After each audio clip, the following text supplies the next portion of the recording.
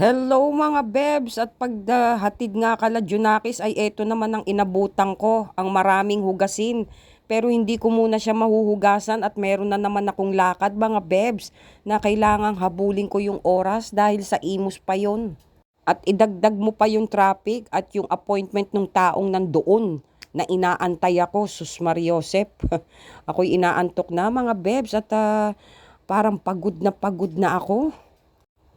At buti nga ay naabutan ko yung tao na kakausapin ko dahil may mga pipirmahan akong mga bagay-bagay about the property, about ng property ko at makukuha ko na rin ng titulo. Sa wakas. Ang daming ang dapat pirmahan mga bebs. O, dila pa bebs. O, dila hanggang mabasa. Para ka tuloy iguana dyan. Tagal ko ngang hinintay ito mga bebs. Last year pa ito, ngayon lang lumabas. Grabing proseso, 1 taon. Kaya kung may tiyaga, may nilaga. Ito naman kung may pasensya, walang galit.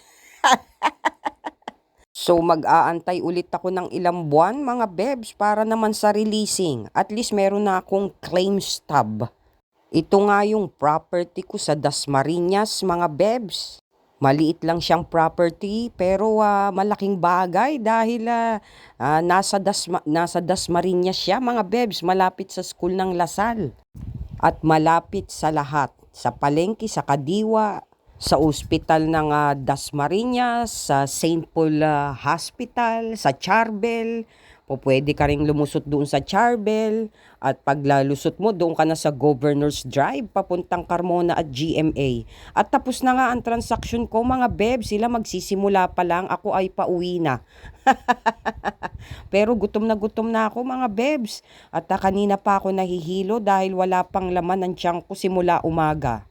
Kaya naman tumigil kami dito sa City Mall para kumain. Ang napili ko chowking para makahigop ng sabaw. Kaso yung o-orderin ko ay 25 minutes pa raw. Sus Mariosep, gutom ka na 25 minutes. Natawag pa kayong fast food, hindi naman kayo fine dining. Buti pa dito sa bida ang saya, kaya tinanong ko muna bago ako pumila kung ilang minutes ang ipag-aantay. Ang sabi naman nila ay 4 minutes. So goods na ako sa 4 minutes at eto na nga ang pagkain namin mga bebs. Umorder ako ng burger steak at chicken joy at yung french fries. So yan lang ang in-order ko. Hindi ako kakain ng kanin at pakuldit-kuldit na lang ako ng konting kanin at spaghetti. Ang importante ay malamanan yung tiyan ko dahil kanina pa ako walang kain. Gustong-gusto ko itong Jollibee dito sa City Mall sa may Imus dahil ang lalaki ng manok nila mga bebs. At talaga namang bagong luto, umuusok pa sa bibig mo at mapapaso pa yung dila mo. Yan ang mga masasarap kainin, yung mainit-init pa. Dahil minsan may nakakainan ako sa Jollibee na hindi ko gusto. O iisa ang lasa pero iba yung klase ng pagsiserving nila. Lalo na sa portion and doon sa kanilang laki ng mga manok. Dito ay sulit. Kaya lang malayo to sa amin. Alangan naman dayuhin ko pa ito para lang mag-Jollibee. Ang dami ring Jollibee doon sa amin. At nang makauwi nga ay eto ang nag-iintay sa akin na sumalubong. Nasabi ko gagawin ko na hindi ko nagawa kaninang umaga dahil naghahabol nga tayo ng oras.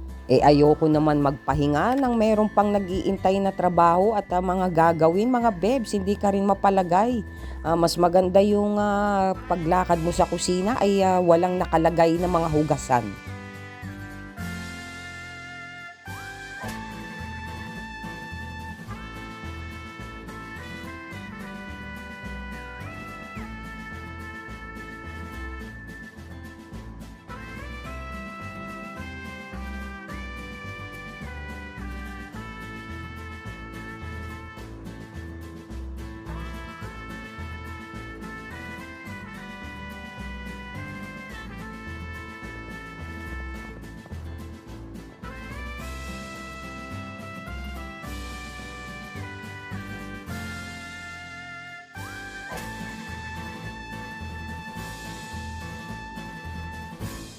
So yun lang mga bebs, mapagpalang hapon sa inyong lahat. Sumayin nyo ang kapayapaan at ang biyaya ng Diyos. Good vibes. Mwah!